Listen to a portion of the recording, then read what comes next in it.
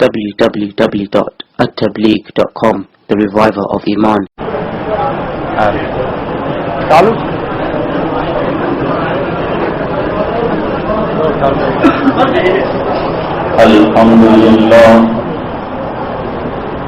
الحمد لله وكفى وسلام على عباده الذين اصطفى خصوصا على أفضلهم وخاتم النبيين محمد الأمين وعلى آله وصحبه أجمعين. أما بعد فأعوذ بالله من الشيطان الرجيم. بسم الله الرحمن الرحيم.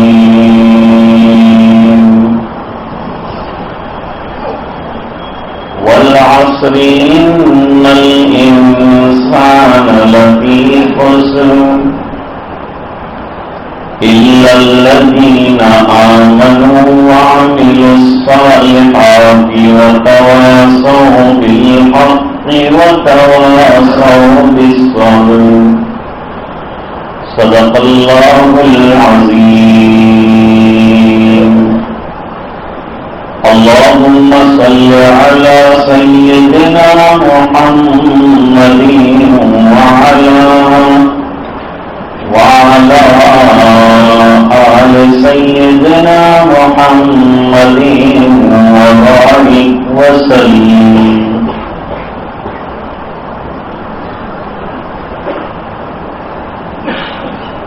مختصر وقت کے لیے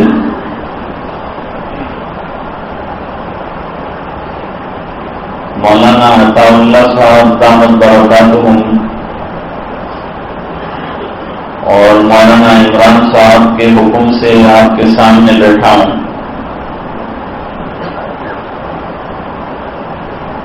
مدرسے کی عمارت کی افتتاح ہوئی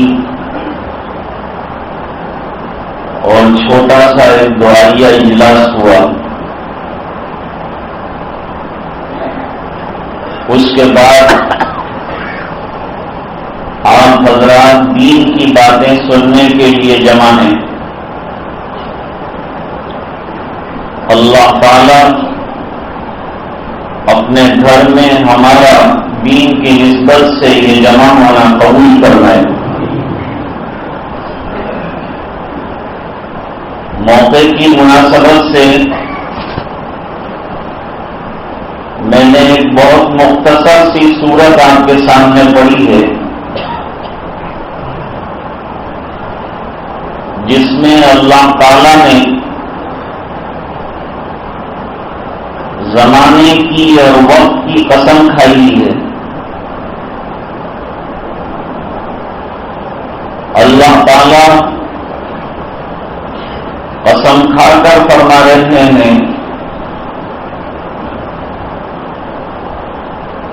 کہ وقت کی قسم،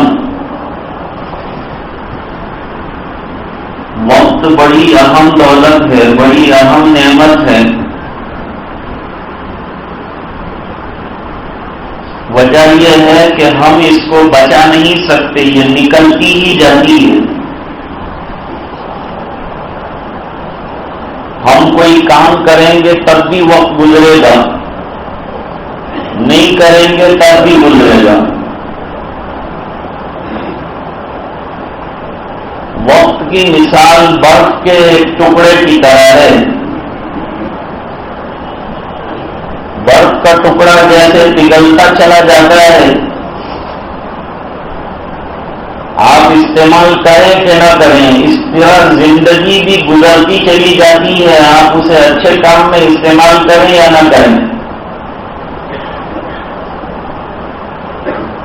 اللہ تعالیٰ قسم کھا کر بڑا اہم مضمون بیان فرما رہے ہیں.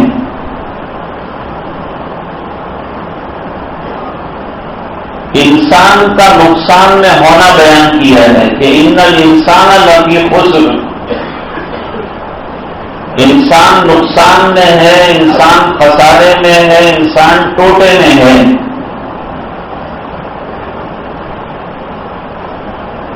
اور نقصان میں ہونا دیکھنا ہو تو ٹائم کو دیکھو کہ ٹائم نکلتا چلا جا رہا ہے، ہمارے ہاتھ میں رہنے کی چیز نہیں.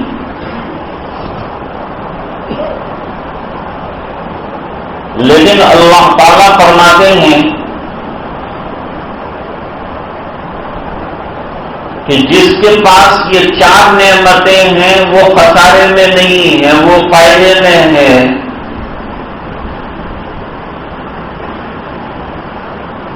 وہ 4 پوائنٹ اور وہ 4 نعمتیں کون سی ہیں کہ جو انسان کے پاس ہو تو انسان نقصان میں نہیں ہے بلکہ فائدے میں چل رہا ہے.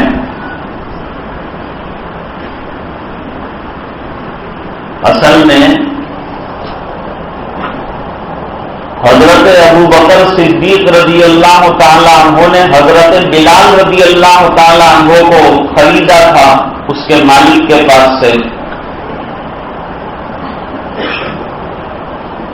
حضرت بلال ایک تو حبشی تھے، قبول صورت نہیں تھے. دوسری بات یہ تھی کہ زبان میں لغنت تھی اور کوئی کمال بھی ان میں نہیں تھا.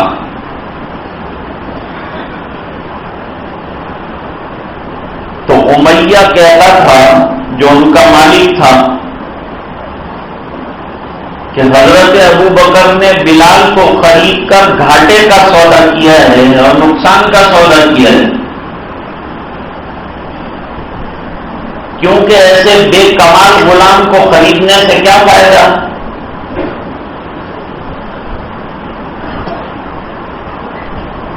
حضرت ابوبکر رضی اللہ تعالیٰ عنہ نے فرمایا کہ بلال کا سب سے بڑا کمال اس کا ایمان ہے.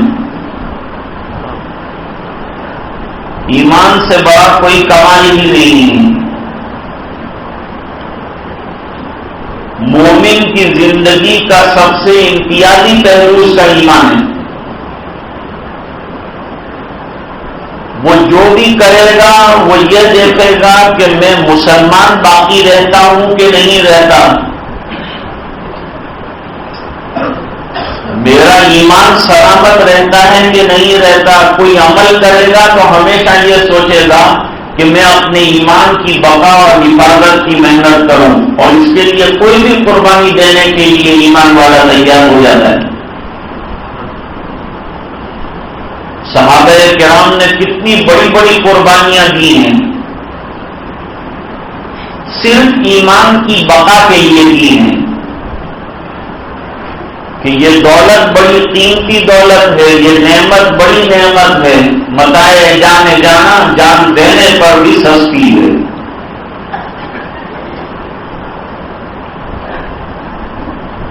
اس بنا پر سب سے بڑا اور سب سے پہلا پوائنٹ جو بیان کیا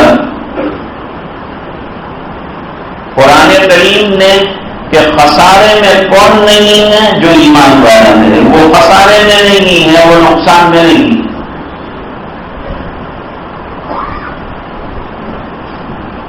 دنیا کا کتنا بھی بڑا نقصان ہو جائے ایمان والا برداشت کرے گا، لیکن ایمان کا نقصان ہو جائے ایمان والا برداشت نہیں کر سکتا. صحابہ کرام کو ضرورت پڑی تو ہجرت کر لی اور ایمان کی حفاظت کی ضرورت پڑی تو گلے کٹوا دیے. ایمان کے لیے اپنی جان بھی لگائی، اپنا مال بھی لگایا، اپنا سب کچھ لگایا، لیکن ایمان کی حفاظت.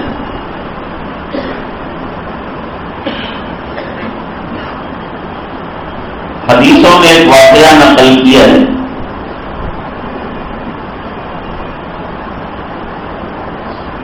کہ ایک مرتبہ نبی کریم صلی اللہ علیہ وسلم اپنے بالا خانہ میں تشریف رکھتے تھے. بالا خانہ یعنی اوپر کا منزل، فرسٹ فلور کو کہتے ہیں.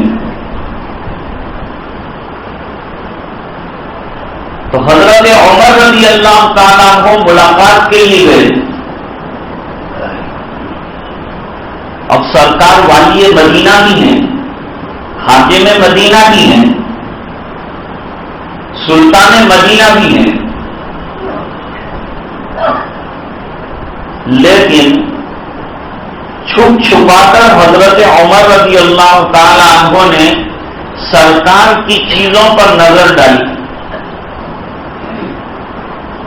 تو چمڑے کا ایک تکیا جس کے اندر کھجور کی کھال بھری ہوئی تھی،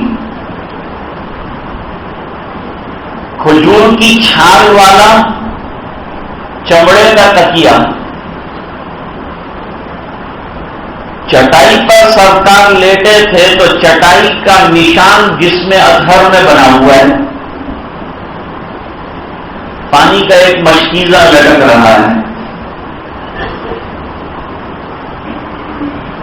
تو حضرت عمر رضی اللہ تعالیٰ عنہ کو بڑا غم ہوا. سرکار سے پوچھا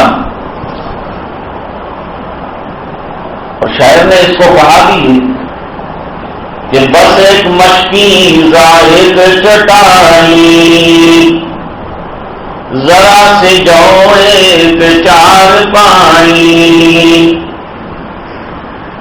یہی ہے کل کائنات اس کی، گنی نہ جائیں صفات جس کی، یہی تو سلطان بحر و بر ہے، میرا پیمبر عظیم تر ہے.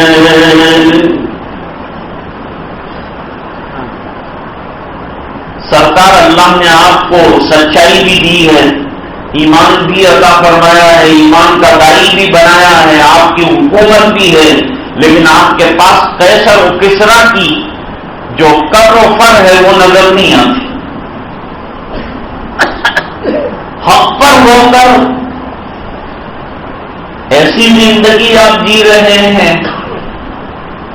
اور وہ حضرات باطل پر ہیں اور دنیا کی تمام اور دنیا کی سب نعمتیں ان کے پاس ہیں.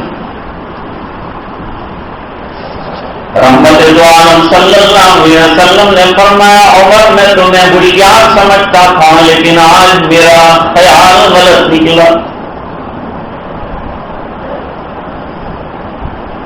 میں سوچتا تھا تم بہت عقل مند ہو. عقل مند ہوا ہے جو آخرت کی فکر کر رہا ہو، جس کے سامنے دور کی منزل ہو. دور اندیش ہوتا ہے تو اس کو عقل مند کہتے ہیں کہ بڑا دور اندیش ہے. ایمان والا دور اندیش ہے اس بنا پر کہ دوسرے لوگ دنیا کو سوچتے ہیں، ایمان والا بہت آگے آخرت کو سوچتا ہے. دنیا والے آنکھ کھلی رہ کر زندگی کو سوچتے ہیں اور ایمان والا آنکھ بند ہونے کے بعد آنے والی زندگی کو سوچتا ہے. بچے مدرسے میں پڑھتے ہیں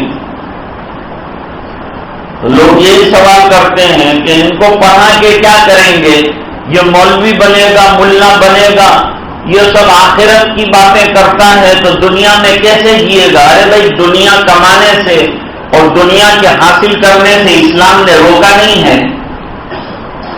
اسلام ترقی پسند مذہب ہے. اپنے بچوں کو دین بھی پڑھائیے اور دنیا کی تعلیم بھی بہترین دیجیے لیکن اسلامی ماحول میں دیجیے. حضرت مولانا ابو الحسن علی صاحب ندوی رحمت اللہ علیہ فرماتے تھے کہ ہمیں ڈاکٹر بھی چاہیے، ہمیں لائر بھی چاہیے، ہمیں سائنسدان بھی چاہیے، لیکن یہ بہترین مسلمان چاہیے. ڈاکٹر ہو تو اس کے دل میں انسانیت کا درد ہو،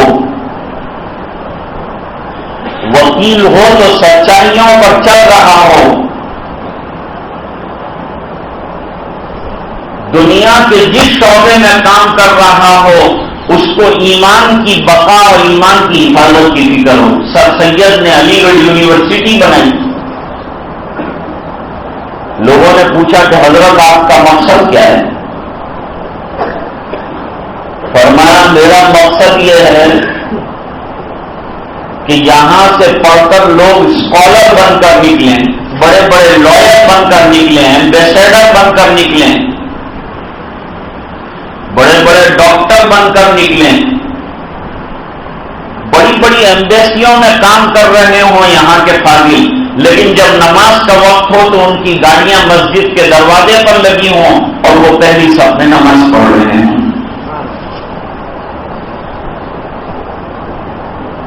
دنیا کی تعلیم اور سائنس کی ترقی اگر دیکھی جائے تو مسلمانوں نے جو ترقی کی ہے ایسی ترقی کسی نے نہیں۔ ابو زکریا رازی بہت بڑے ڈاکٹر تھے، انہوں نے سب سے پہلے اسپتال کی بنیاد رکھی، اور اسپتال میں پہلے چھوٹے ڈاکٹر ہوتے ہیں، پھر ان سے بڑے ڈاکٹر ہوتے ہیں، اور اخیر میں بڑے سرجن جو ہیں وہ بیٹھتے ہیں۔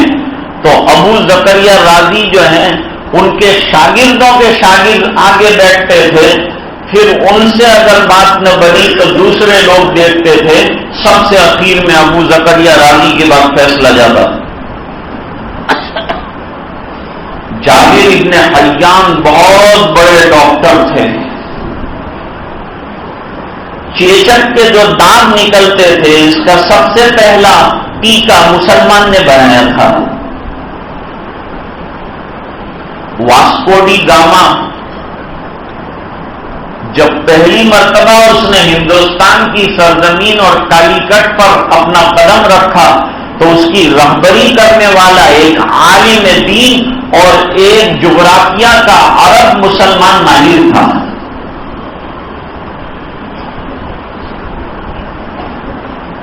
طبابت اور میڈیکل میں ابو علی سینا طبابت کا باپ مانا جاتا ہے۔ مسلمانوں نے اتنی ترقی کی ہے میڈیکل سائنس میں، ہم سے آگے کوئی نہیں۔ لوگ کہتے ہیں کہ نیوٹن نے گریویٹی کا قانون دیا تھا دنیا کو، اور حقیقت حال یہ ہے کہ علامہ عراقی کی کتابوں کے اندر جو ہے گریویٹی کا قانون لکھا تھا وہ نیوٹن نے چرایا تھا اور پھر اپنے نام پر اس کو کر دیا تھا۔ تو سائنس کی دنیا میں مسلمان آگے ہیں۔ قرآن کریم اٹھاؤ تو قرآن کریم میں آپ کو ووڈ انجینئرنگ ملے گا، آئرن انجینئرنگ ملے گا، زولوجی ملے گی، الجبرا، یہ حساب کتاب کا ایک فن ہے، یہ ایک مسلمان نے ایجاد کیا تھا۔ لوگ یہ سمجھتے ہیں کہ مولوی لوگ ترقی نہیں کرنے دیتے، ہم نے کسی کو ترقی سے روکا نہیں ہے۔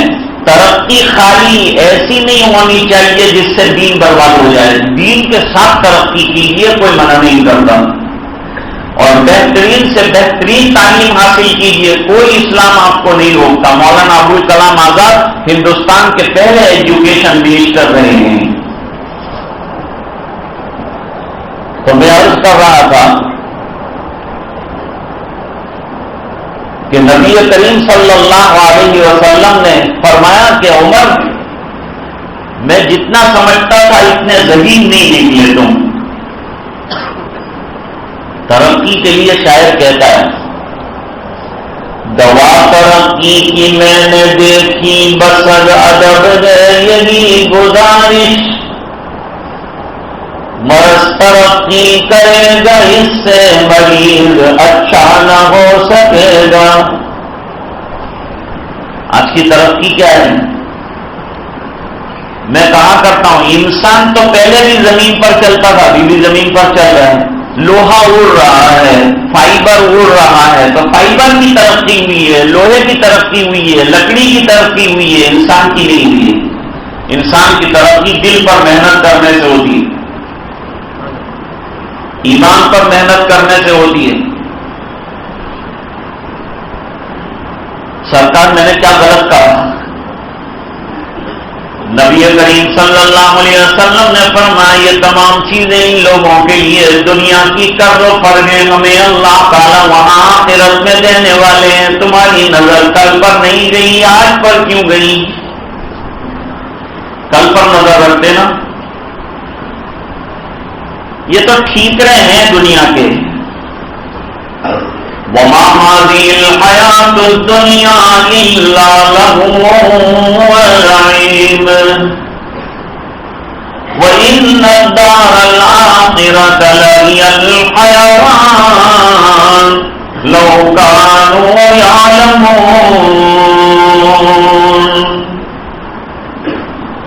یہ واقعہ یاد ہے.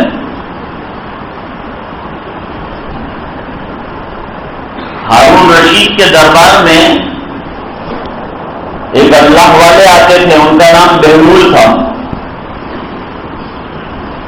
کبھی کبھی دلچسپی کی باتیں کر کے ان کو متوجہ آخرت کرتے تھے, آخرت کی یاد دلاتے تھے. ایمان والے کا کام جہاں بھی رہے آخرت اس کو یاد رہنی چاہیے. ہم جو بھی کر رہے ہوں, جو قدم اٹھا رہے ہوں, ہماری نظر اللہ پہ رہنی چاہیے.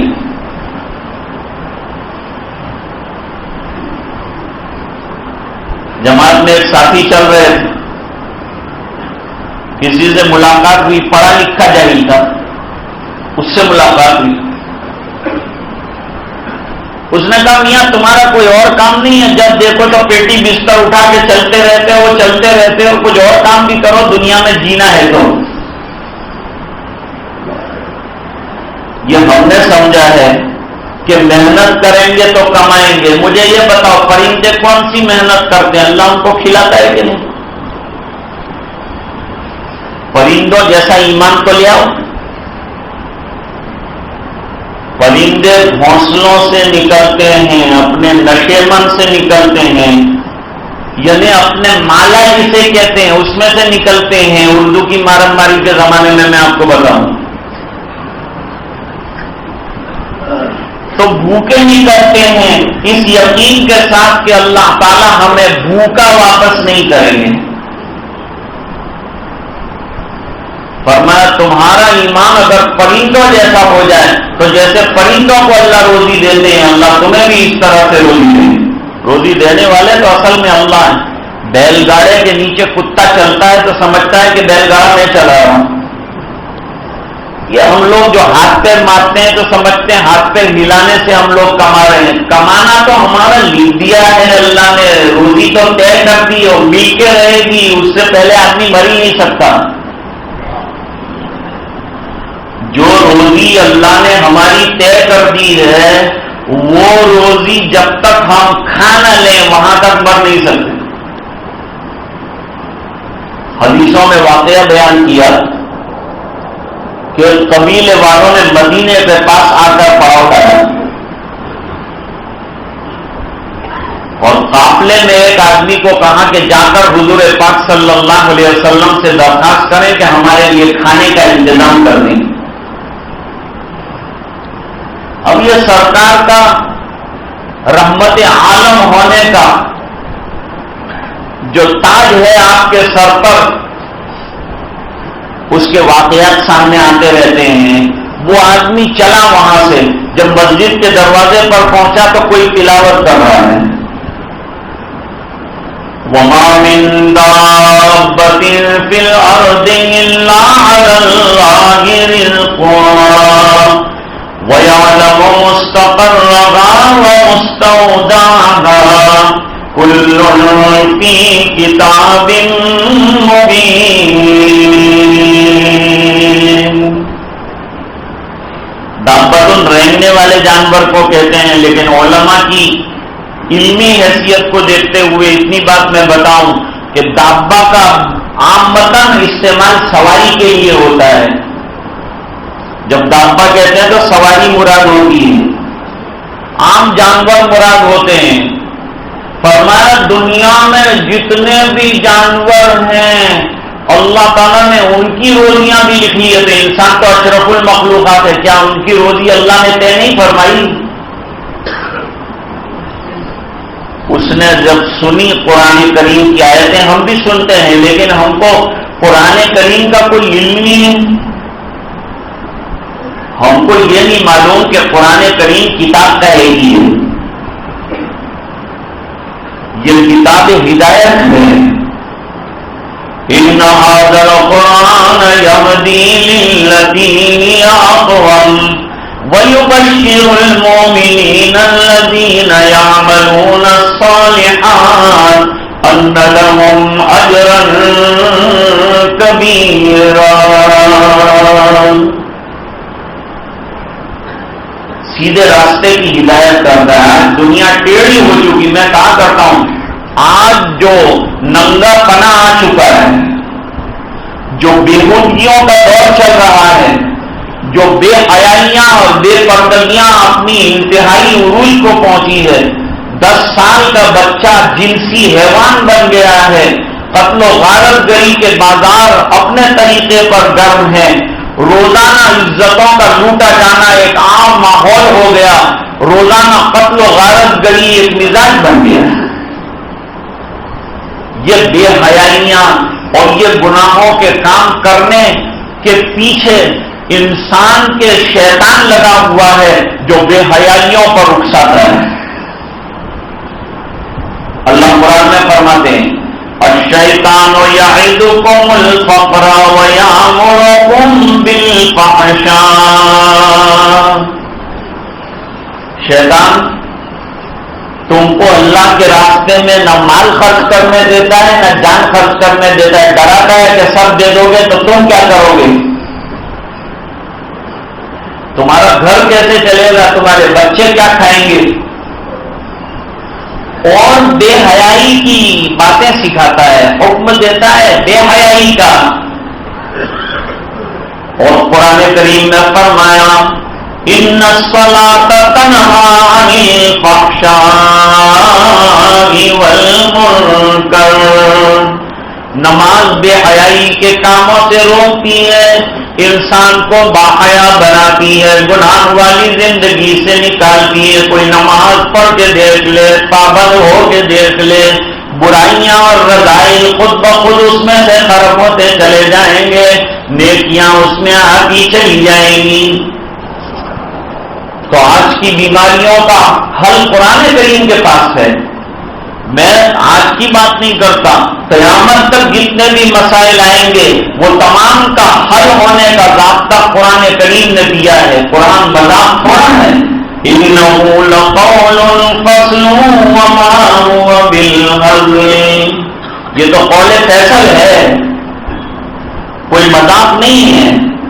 لیکن کیا کریں کہ قرآن کریم کے حقائق سے آج مسلمان جس کے لیے اترا ہے قرآن وہی سب سے زیادہ ناواقف ہے, وہ بے خبر ہے قرآن کریم سے. حالانکہ شاعر نے کیا کہا ہے, بے خبر تو جوہر آئینہ ایام ہے,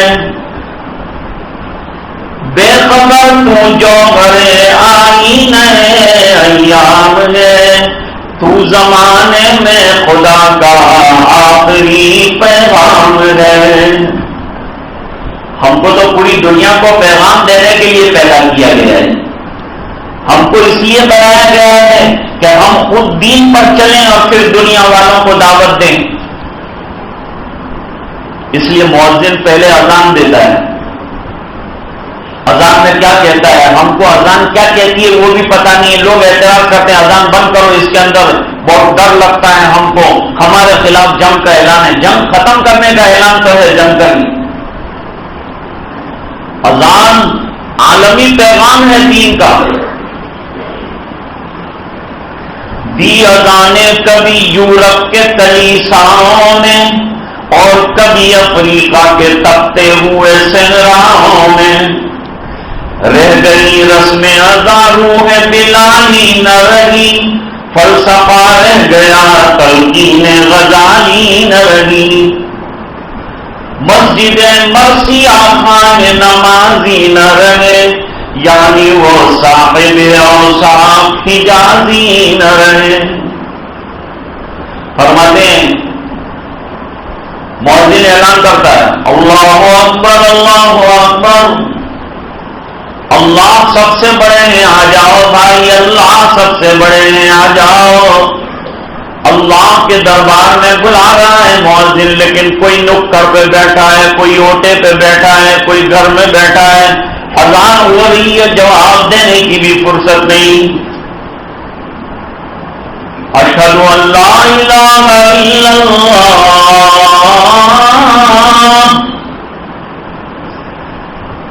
مؤذن شہادت دے رہا ہے،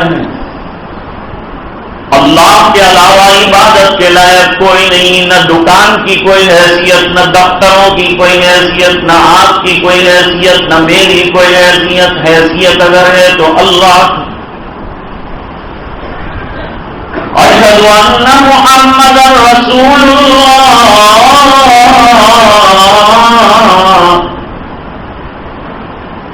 میں گواہی دیتا ہوں اس بات کی کہ محمد رسول اللہ نے، اللہ کے بندے ہیں اور اللہ کے رسول ہیں۔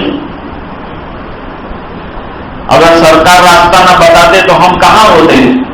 اللہ کے بعد سب سے بڑا احسان رسول اللہ صلی اللہ علیہ وسلم کا ہے کہ ہم کو ہدایت والا راستہ بتایا، جنت والا راستہ بتایا، کامیابی والا راستہ بتایا، اور فرمایا ان ھذا صراطی مستقیما فاتبعوہ ولا تتبعوا السبل فتفرق بکم عن سبیلہ ذالکم وصاکم بہ لعلکم تتقون۔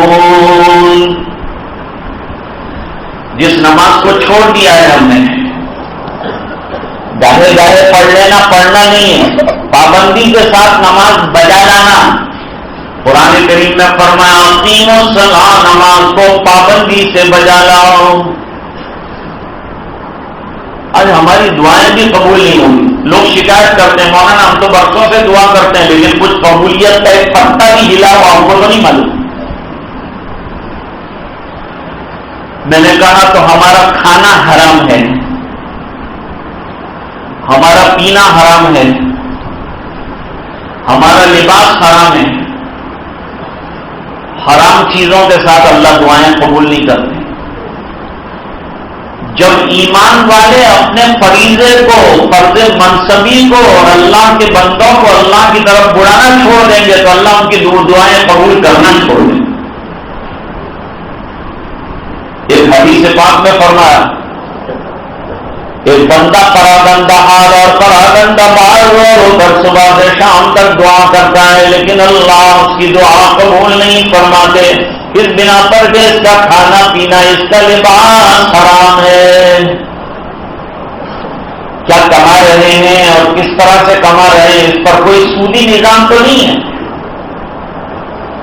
سود کو شریعت نے حرام قرار دے دیا، فرمایا یہ فضل ربا جائز نہیں۔ کیا کہا لا تاکلوا الربا ضعفا مضاعفا واتقوا اللہ لعلکم تفلحون۔ فرماتے سود در سود مت کھاؤ، یہ تمہارے لیے بے سود ہے۔ سود کی ممانعت بیان کی، لیکن لوگ کہتے ہیں مولانا اتنی ایزیلی مال آتا ہے، ہاتھ گنانا نہیں پڑتا، پیر نہیں گنانے پڑتے۔ یاد رکھو شریعت مقدسہ نے مال کو مال کے ذریعے سے کھینچنے سے منع کیا ہے، مال کو کاروبار کے ذریعے سے حاصل کرنے کی حوصلہ افزائی کی۔ پیسہ پیسے کو کھینچے یہ چیز قابل حوصلہ افزائی نہیں ہے اسلام میں۔ کارخانے لگاؤ، محنتیں کرو، تم کماؤ، دوسروں کو کمانے کا موقع ملے، شریعت اس کی حوصلہ افزائی کرتی ہے۔ غریب کا خون چوستے رہو، اسلام اس کی حوصلہ افزائی نہیں کرتا۔ کیا آپ بیٹھے رہے پیسہ لے کر، آنے والے نے مانگا آپ نے دے دیا اور اس کے اوپر سود جو ہے پرسنٹیج کے اعتبار سے لیتے رہے؟ فرمایا خون کی ندی میں نہانا پڑے گا قیامت کے دن۔ سرکار نے ایک موقع پر آپ کو 6 معراجیں ہوئی ہیں، 5 معراجیں منامی رہی ہیں، ایک معراج جو ہے بیداری میں رہی۔ ایسے ہی ایک معراج کے موقع پر نبی کریم صلی اللہ علیہ وسلم کو دکھلایا ایک آدمی خون کی ندی میں ہے، وہ تیرتا ہوا کنارے کے اوپر آنا چاہتا ہے تو ایک آدمی کنارے پر کھڑا ہے، وہ اس کے منہ پر پتھر مارتا ہے، پھر دور ندی میں خون کی جا پڑتا ہے۔ سرکار نے پوچھا یہ کون ہے؟ فرمایا غریبوں کا خون چوسنے والا، سود کھانے والا ہے۔ سود سے غریب غریب ہوتا جاتا ہے، مالدار مالدار ہوتا جاتا ہے۔ اسلام ایسی معیشت کو پسند نہیں کرتا کہ غریب غریب ہوتا جائے، مالدار مالدار ہوتا جائے۔ تو سودی کاروبار والے کی عبادت قبول نہیں، اور سودی کاروبار والے کی دعا قبول نہیں۔ محنت کرتا رہے گا، دعا کرتا رہے گا، لیکن قبول نہیں کی جائے گی۔ تو میں عرض کر رہا تھا کہ یہ عجیب و غریب بات ہے کہ اللہ تعالیٰ نے بڑا عجیب و غریب نظام ہم کو عطا فرمایا۔ آدمی مال میں کامیابی تلاش کرتا ہے، کامیابی ہے کہاں؟ فرمایا حی علی الصلاۃ،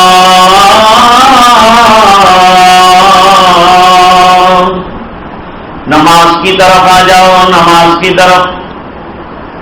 کیوں آ جائے نماز کی طرف؟ فرمایا حی علی الفلاح، کامیابی جسے تم تلاش کرتے ہو مال میں نہیں، کاروبار میں نہیں، دفاتر میں نہیں، ملازمت میں نہیں، اللہ کے حکم میں، نماز میں۔ صحابہ کیسی نماز پڑھتے تھے؟ ہم کو تو نماز میں رکعتیں بھی یاد نہیں رہتی۔ کل کیا پڑھا تھا امام نے اگر پوچھا جائے، کل عشاء میں رات کو امام صاحب نے کیا پڑھا، بہت کم لوگ بتا سکیں گے، نہیں بتا سکتے، کیونکہ ہمارا دھیان نماز میں نہیں رہتا ہے، ذہن ادھر سے ادھر چلتا رہتا ہے، اس بنا پر ہمیں خیال نہیں آتا۔ حضرت ابو ہریرہ رضی اللہ تعالیٰ عنہ فرماتے رات میں پہلی رکعت میں امام صاحب نے کیا پڑھا، دوسری رکعت میں کیا پڑھا، مجھے برابر یاد ہے۔ معنی پر بھی غور کرو، نماز میں توجہ بھی پوری طرح سے رکھو، کانسنٹریشن کے ساتھ نماز پڑھو۔ لوگ کہتے ہیں ہم نماز پڑھتے کچھ ملتا نہیں، تو نماز کیسی پڑھتے ہیں وہ بھی تو دیکھو، اس شان کی نماز بھی تو لاؤ جس پر اللہ دیتے ہیں، دینے کے فیصلے کرتے ہیں، اس شان کی نماز لانا۔ تو مؤذن پہلے اذان دیتا ہے، مینارے کے اوپر اذان دیتا ہے، دائی کا مرتبہ کتنا اونچا ہے، دائی مینارے پہ کھڑا ہوا ہے، اب مینارے کے پر دائی نہیں کھڑا ہوتا، دائی کا ایک ایجنٹ یعنی مائک کھڑا ہوتا ہے، دائی نیچے ہے، مائک کی آواز اوپر سے آ رہی، لیکن اصل میں میناروں کے اوپر اذانیں ہوتی تھی۔ پہلے مسجد نبوی کے 5 میناروں سے ایک ساتھ 5 مؤذن اذان دیتے تھے، اب ضرورت نہیں ہے، اب ایک ایک مینارے کے اوپر 32 مائک فٹ کیا ہوا ہے۔ ایسے تو کئی مینارے ہیں، پورے مدینے میں، پورے مکے میں آواز ملتی ہے۔ یہ سن کر کوئی نماز نہ پڑھنے جائے تو اس سے بڑا بے غیرت اور اس سے بڑا افسوس کے قابل کوئی آدمی نہیں۔ اب مؤذن جو ہے اذان دیتا ہے تو لوگ نماز پڑھنے آتے ہیں، لوگ نماز پڑھنے آتے ہیں تو پھر مؤذن کو تلاش کرتے ہیں کہ مؤذن صاحب کہاں ہیں، تو وہ اقامت دے رہے ہوتے ہیں، لوگوں کے دل کو اطمینان ہوتا ہے کہ بھائی اس نے بلایا تو اپنے بلاوے پر خود بھی موجود ہے، یہ نہیں کہ اذان دے کے اب دوسری مسجد میں اذان دینے گیا ہے، موجود ہے۔ تو فرماتے ہیں کہ ہماری دعوت آج مؤثر نہیں ہو رہی ہے، سامنے والوں پر اثر نہیں ڈال رہی ہے، اس بنا پر کہ وہ دعوت اثر انداز ہوتی ہے جس کا زندگی میں عمل بھی ہوتا ہے، ہماری زندگیاں عملی نہیں ہے، اس بنا پر ہمارے ایمان پر جو اثر پڑنا چاہیے، ہم اتنے کمزور لوگ ہیں کہ اذان ہم کو مسجد تک نہیں لاتی، تو دوستو یہ جنت میں کیسے لے جائے؟ اپنے اندر کو بناؤ، ایمان کے لیے اپنے آپ کو تیار کرو۔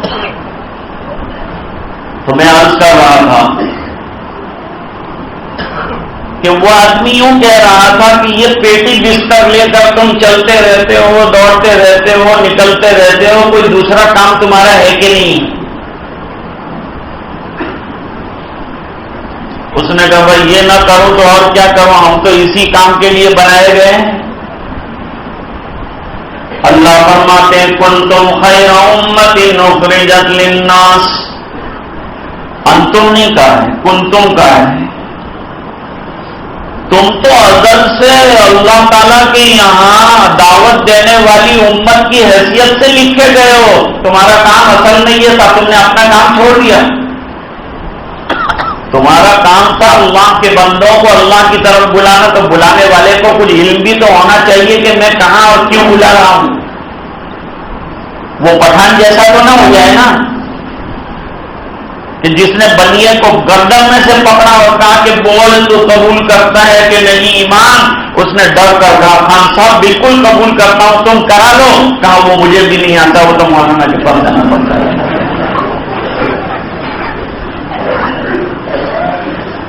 آج ہمارا عالم یہ ہے کہ ہم دعوت دے رہے ہیں، لیکن کیا دعوت دے رہے ہیں؟ بلکہ میں تو کہتا ہوں آج ہم سے برائیوں کی دعوت چل رہی ہے، اچھائیوں کی دعوت ہی نہیں چل رہی۔ ہر برے کام کی نسبت لوگ مسلمانوں کی طرف کر دیتے ہیں، یہ کام تو کہ مسلمان نے کیا ہوگا، حالانکہ ایمان والے کی طرف اچھائیوں کی نسبت ہونی چاہیے۔ اب عامرین بالمعروف ہیں، یہ بھلائیوں کے دائی ہیں، برائیوں کے دائی نہیں ہیں مسلمان۔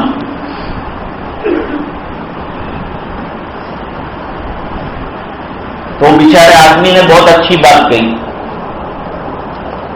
اس نے یوں کہا کہ بھائی تو نے بہت اچھا کہا کہ میں پیٹی بستر لے کر ہر وقت چلتا رہتا ہوں، کل اللہ تعالیٰ کے یہاں جب ہم لوگ پہنچیں گے اللہ تعالیٰ مجھ سے پوچھیں گے کہ تو دنیا میں کیا کر کے آیا، تو اگر اس وقت کھڑا ہو کر یوں کہہ دے کہ یہ تو پیٹی بستر لے کر چلتا تھا، میں اس کا گواہ ہوں، میرا بیڑا پار ہو جائے۔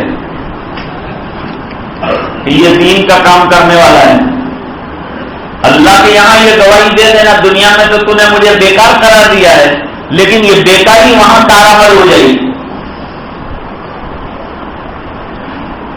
تو وہ صحابی جو ہیں مسجد نبوی شریف کے دروازے پر آئے، قرآن کی آیت چل رہی ہے وَمَا مِن دَابَّةٍ فِي الْأَرْضِ إِلَّا عَلَى اللَّهِ رِزْقُهَا، دنیا میں جتنی مخلوق ہے ان کی روزی اللہ تعالیٰ نے طے کر دی۔ جب انسان دنیا میں آتا ہے نا تو چار چیزیں لکھوا کے آتا ہے، اس میں روزی بھی لکھوا کے آتا ہے، اور اس میں اپنی دنیا میں رہنے کی ٹائم لمٹ بھی لکھوا کے آتا ہے، اس سے زیادہ نہ رہ سکتا ہے نہ اس سے کم۔ لوگ کیا کہتے ہیں یار اچانک مر گیا، اچانک نہیں مر گیا، اس کے ٹائم پہ مرا ہے، لیکن تیرے کو ایسا لگتا تھا کیونکہ تیرے دماغ میں ایسا تھا کہ یہ 70 سال جیے گا، وہ 50 سال میں ٹپک گیا، تو تجھے ایسا لگتا ہے کہ یہ ایک دم سے چلا گیا۔ نہیں، اس کا ٹائم اللہ تعالیٰ نے طے کیا ہے، وہ ٹائم کے اوپر گیا ہے۔ کوئی دنیا میں ٹائم سے پہلے آتا نہیں، کوئی دنیا میں ٹائم سے پہلے جاتا نہیں۔ چار چیزیں لکھ دی۔ وہ لوگ کہتے ہیں مولانا وہ سکرات میں ہے، منہ میں پانی ڈالتے ہیں، 2 قطرے بھی اندر نہیں جاتے، سب باہر آتے۔ میں نے کہا اس کا روزی پوری ہو گئی، جو قطرے اللہ نے اس کے رزق میں لکھے ہیں وہی اندر جائیں گے، جو نہیں لکھے ہیں وہ باہر ہی جانے والے، وہ اندر جا ہی نہیں سکتے۔ ورنہ وہ تو بہت تیزی سے سانس لے رہا ہے، ایک دم سانس لے رہا ہے۔ میں نے کہا اس لیے سانس لے رہا ہے کہ اس کا سانس کا جو کوٹا اللہ نے لکھا ہے وہ پورا کر رہا ہے۔ یہ ہے حال۔ مسجد نبوی شریف کے دروازے پر جا کر کھڑے ہوئے اور قرآن کریم کی آیت مبارکہ سنی۔ ہم لوگ بھی سنتے آیتیں، لیکن کان کے اوپر جو بھی نہیں رہتی، کیونکہ ہم کو کچھ پڑھنے ہی نہیں پڑتا کہ کہا کیا۔ ہمارا نظام یعنی اسلامی نظام عدل پر چل رہا ہے، اس کی بنیاد عدل پر ہے۔ قرآن کریم میں اللہ فرماتے ہیں ان اللہ یامر بالعدل والاحسان وایتاء ذی القربى وینہی عن الفحشاء والمنکر والبغی یعظکم لعلکم تذکرون. عمر بن عبدالعزیز رحمۃ اللہ علیہ نے خطبے کے اخیر میں یہ جامع آیت بڑھوائی کہ جب خطبہ ختم ہو تو یہ آیت کی تلقین کے اوپر ختم کرنا، تاکہ خطبہ سن کر جانے والے اپنے دامن میں یہ نعمتیں لے کے جائے، امر بالمعروف ایتاء ذی القربی اور عدل اور انصاف کا پیغام لے کر اپنے گھر جائیں. کہ اسلام ظلم نہیں سکھاتا، اسلام عورت پہ ظلم نہیں سکھاتا، اسلام بچوں پہ ظلم نہیں سکھاتا. اور میں کہا کرتا ہوں جب ہم بچوں پہ ظلم کے مکلف نہیں ہے، ان کے ساتھ پیار کرنے کو فرمایا، محبت رکھنے کو فرمایا، تو غیروں کے اوپر ہم کیا ظلم کریں گے؟ ایک شاعر نے بہت اچھا شعر کہا ہے، جن کا مسلک ہو روشنی کا سفر ہے. معلوم نہیں اردو میں آپ اللہ کتنا سمجھتے ہوں گے، مجھے اندازہ آپ کے چہرے سے تو ویسے نہیں ہوتا. تو شاعر عجیب بات کر رہا ہے، جن کا مسلک ہو روشنی کا سفر، وہ چراغوں کو کیوں بجھائیں گے، اور جو اپنے مردوں کو بھی جلاتے نہیں وہ زندہ لوگوں کو کیوں جلائیں گے. تو ایمان والوں کا ایک شعار ہے عدل کا، انصاف کا. ہم نے قیدیوں کے ساتھ وہ سلوک کیا ہے، وہ اخلاق کا برتاؤ کیا ہے کہ لوگ آزاد کے ساتھ نہیں کر سکتے، اور ہم نے بھائی چارے کے اندر یہ انتہا کر دی ہے کہ خالی سرکار نے کہا آج سے تیرا یہ بھائی ہے تو اس بھائی کے لیے اپنی چالو دکان دے دی، اپنی حسین بیوی دینے کے لیے تیار ہو گیا. ہے کوئی دنیا میں اتنا بڑا سیکریفائس کا نمونہ تو بتا دے مجھے جو مدینہ کی نگری میں نظر آتا ہے. مدینہ منورہ میں جو مواخات اور جو بھائی چارہ اور جو شانتی اور جو امن نظر آتا ہے، قیامت تک دنیا کی کسی بستی میں نظر نہیں آ سکتا ہے. یہ حضور پاک صلی اللہ علیہ وسلم نے دنیا کو امن و امان کا پیغام دیا ہے، عدل و انصاف کا پیغام دیا. ایک صحابی آئی، آ کر کہا حضور مجھے میرا شوہر بہت مارتا ہے. سردار غصے میں آ گئے، چہرے کا رنگ بدل گیا. فرمایا وہ لوگ اچھے لوگ نہیں ہیں جو اپنی بیویوں پر ہاتھ اٹھاتے ہیں.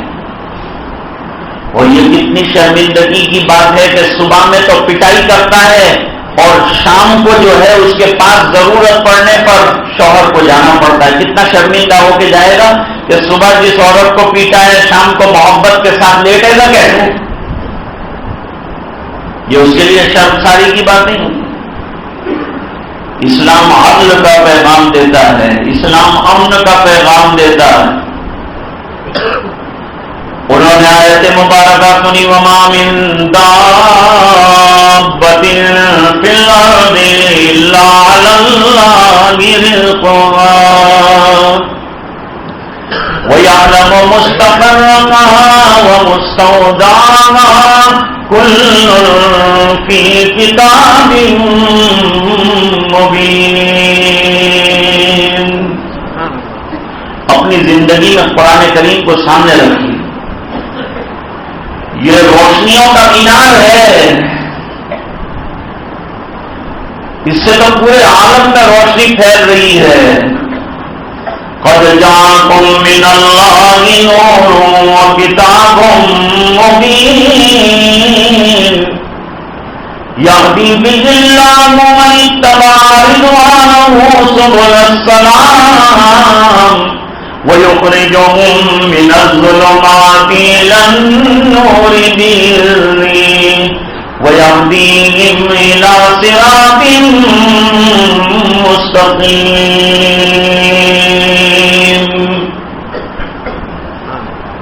اللہ تعالیٰ نے عجیب کتاب اتاری. دوستو اس کے پڑھنے کا مزاج بناؤ. اس کو بالائے طاق مت رکھو ورنہ یہ تمہیں بالائے طاق رکھ دے گا. احمد آباد میں میرے ایک دوست ہیں برف کا کاروبار کرتے ہیں. میں نے پوچھا تھا کاروبار کیسا چلتا ہے؟ تو کہا صبح میں برف لاتا ہوں تو مجھے مخاطب کرتا ہے.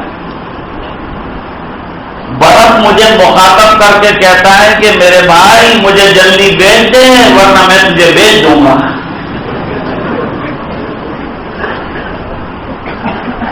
کیونکہ کیپٹل تو ختم ہوتا ہی جا رہا ہے, پگھلتا ہی جا رہا ہے.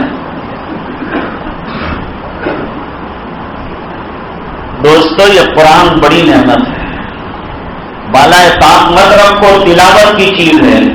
ان الذین یتلون کتاب اللہ واقاموا الصلاۃ وانفقوا مما رزقناهم سرا وعلانیہ یرجون تجارتا لن تبور.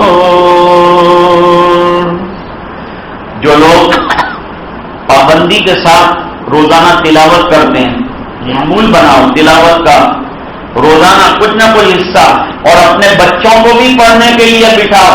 میرے والد صاحب ایک لطیفہ بیان کرتے تھے کہ ایک بچے سے میں نے کہا بیٹا تو نماز پڑھنے نہیں آتا؟ جواب دیا میرے ابا نہیں پڑھتے. بیٹا ابا تو نہیں پڑھیں گے, ابا تو بہت بزی ہے, لیکن تو کیوں نہیں آتا؟ تو میری امی بھی نہیں پڑھتی. بیٹا یہ دونوں بیچارے کام میں لگے ہیں لیکن تو نماز پڑھنے آ جایا کر. تو جواب دیا کہ میرے دادا جمعہ کے دن آتے ہیں. پھر میرے والد صاحب نے اس کا تجزیہ کیا. تجزیہ یہ کیا کہ یہ بچہ اصل میں شکایت کر رہا ہے کہ میرے گھر میں دین کا ماحول نہیں ہے, تو میں دیندار بنوں گا تو کیسے بنوں گا؟ نہ میرا باپ دیندار نہ میری ماں دیندار, تو میں دیندار بنوں تو کیسے بنوں؟ گھر کا ماحول دیندار بنانے کے لیے کوئی ٹیبلٹ نہیں آتا. دوستوں بچوں کو دیندار بنانے کے لیے ماں باپ کا دیندار بننا ضروری ہے. اپنے گھر کے ماحول کو ایمانی بناؤ, روحانی ماحول بناؤ. اللہ تعالیٰ قرآن کریم میں فرماتے ہیں یا ایھا الذین آمنوا قوا انفسکم واہلیکم نارا وقودها الناس والحجارہ. اے ایمان والو اپنے آپ کو بچاؤ اور اپنے فیملی ممبر کو آگ سے بچاؤ. آگ کہاں ہے؟ فرماتے ہیں چاروں طرف گناہوں کی آگ لگی ہوئی ہے, اور دینی تعلیم اس سے بچاؤ کا بہترین ذریعہ ہے. آپ دنیا کی تعلیم بھی دے رہے ہو تو دین کے اجالے میں دیجیے تاکہ دنیا کی تعلیم بھی اس کو کام آ سکے. صرف دنیا کی تعلیم دوسروں کے ماحول میں دو گے تو ہو سکتا ہے وہ کچھ اور ہی بن جائے, وہ پکا مسلمان نہ بنے.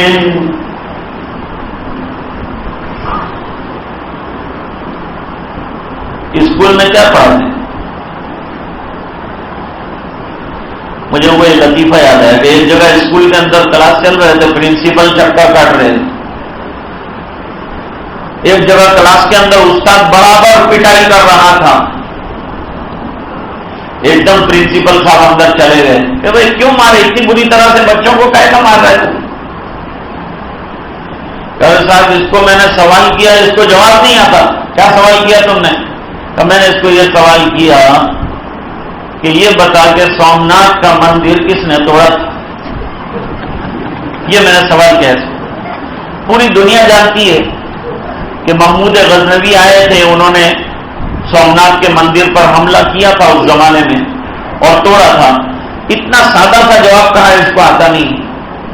انہوں نے تو جواب تو نہیں بتایا, لیکن یوں کہا کہ صاحب اس کو اتنا جواب نہیں آتا سومناتھ کا مندر کس نے توڑا. اس کو میں نے پوچھا تو یوں کہتا ہے کہ کل تو میں آیا بھی نہیں تھا, میں نے نہیں توڑا. کیونکہ یہ شکیل بہت کھیلتا تھا, اس نے توڑا. صاحب کیسے اسکول میں آپ نے مجھے ڈالا ہے لا کے, اس کے اندر یہ بھی معلوم نہیں. تو پرنسپل نے جواب دیا کہ ٹوٹنے والی چیز کی ٹوٹ گئی اور بن جائے گی, لیکن تو کہے کو اس کا سر توڑ رہا ہے؟ تیرے کو بڑی فکر پڑ گئی اس کے ٹوٹنے کی اور بننے کی, اتنا مار رہا ہے خامخواہ کے لیے. ماسٹر غصے میں جو آیا تو اس نے ہیڈ آفس کو خط لکھا تو صاحب تم نے مجھے کیسے اسکول کے اندر بھیجا ہے جہاں اسٹوڈنٹ کو پوچھتے ہیں بھومناتھ کا مندر کس نے توڑا تو وہ یوں کہتا ہے کہ میں نے نہیں توڑا. اور پرنسپل کا عالم یہ ہے کہ جب اس کو میں نے کہا تو وہ یوں کہتا ہے ٹوٹنے والی چیز کی ٹوٹ گئی اور بن جائے گی تو میں کیا بھی کروں. ہیڈ آفس سے جواب آیا سومناتھ کا مندر کسی نے بھی توڑا ہر مہینے تمہاری تنخواہ میں سے بنانے کے پیسے کاٹیں گے.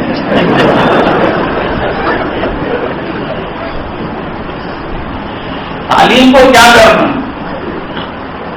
دنیا کا ایجوکیشن ہو یا دین کا ایجوکیشن ہو, یہ انسان بنانے والا ہونا چاہیے. اس سے انسان کے مینرز اور انسان کا کیریکٹر تیار ہو, کیریکٹر تیار کرنے والا. خیر بات دور چلی جائے گی, میرا وقت ختم ہو گیا.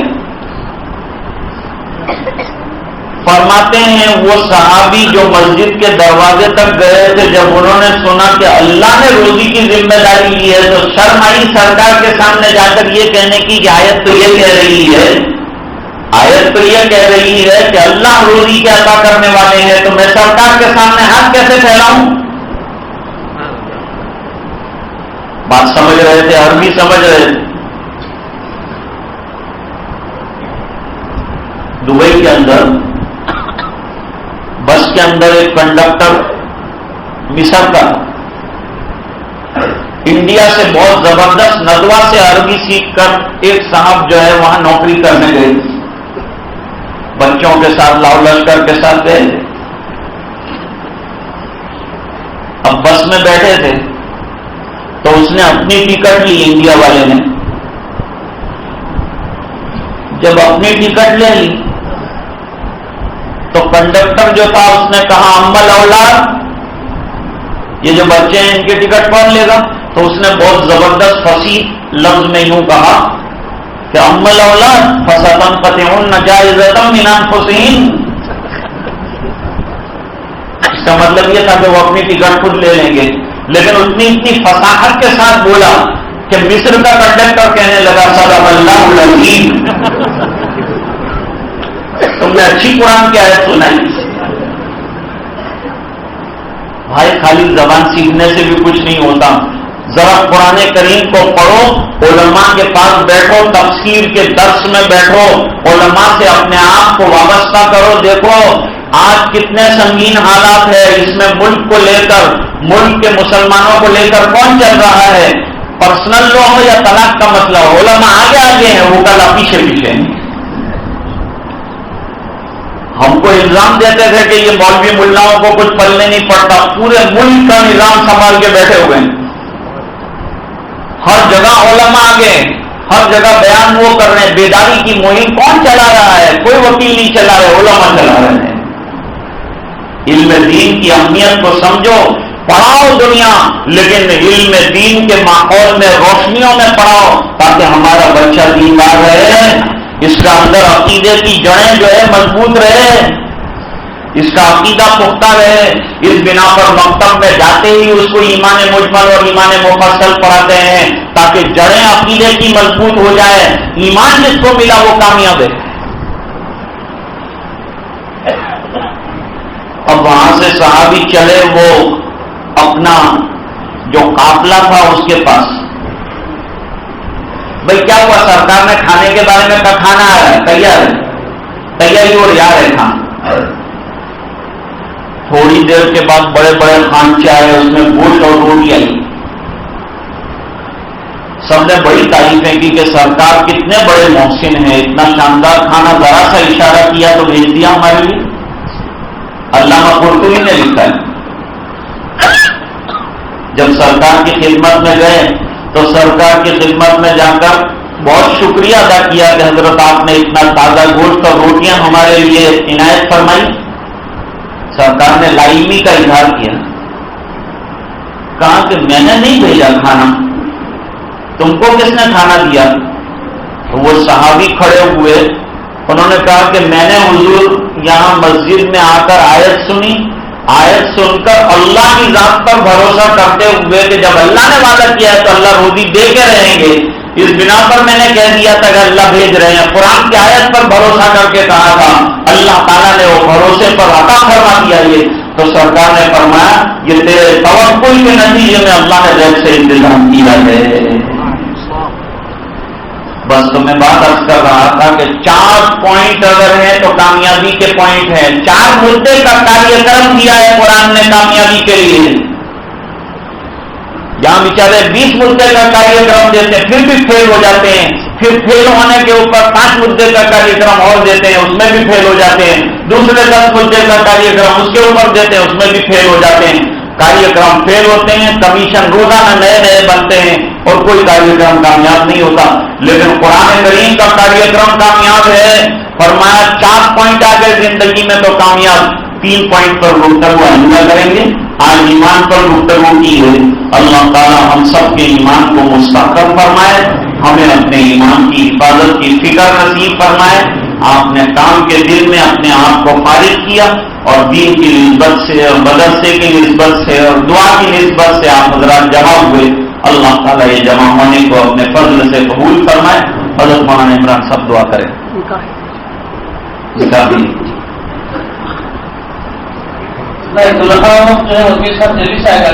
سہولت آنے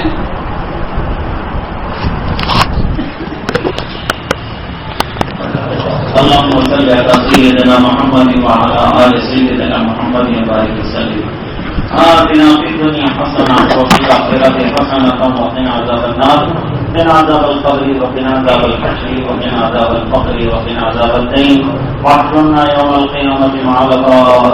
ربنا لا تزغ قلوبنا بعد إذ هديتنا وهب لنا من لدنك رحمة إنك أنت الوهاب۔ ربنا إنك جامع الناس ليوم لا ريب فيه إن الله لا يخلف الميعاد۔ اللهم ألف بينهما كما ألفت بين آدم وحواء عليهما الصلاة والسلام۔ اللهم ألف بينهما كما ألفت بين نبيك محمد صلى الله عليه وسلم وأزواجه المطهرات أمهات المؤمنين۔ اللهم ألف بين قلوبنا وأصلح ذات بيننا واجعلنا من الذين لا خوف عليهم ولا هم يحزنون۔ اے اللہ ہمارے گناہوں کو معاف فرما، کوتاہیوں سے درگزر فرما، اپنا فضل اور کرم شامل حال فرما۔ اے اللہ ہمیں 100% دیندار بنا، ایماندار بنا۔ اے اللہ ہمیں باحیا بنا، اے اللہ ہمیں بااخلاق بنا، ہر قسم کی بد اخلاقی سے اور بدعنوانی سے اور اخلاقی کمزوریوں سے اللہ ہماری حفاظت فرما۔ اے اللہ ہمیں پکا نمازی بنا دے، 100% نماز پڑھنے والا بنا دے، تلاوت قرآن کرنے والا بنا دے۔ اے اللہ نبی کریم صلی اللہ علیہ وسلم کی اتباع زندگی کے ہر شعبے میں نصیب فرما۔ اے اللہ ہمیں رزق حلال عطا فرما، رزق مشتبہ اور حرام سے ہماری اور ہماری ذریت کی حفاظت فرما۔ اے اللہ ہمارے کاروباروں میں برکت عطا فرما، عافیتیں نصیب فرما، ہر قسم کی پریشانیوں سے حفاظت فرما۔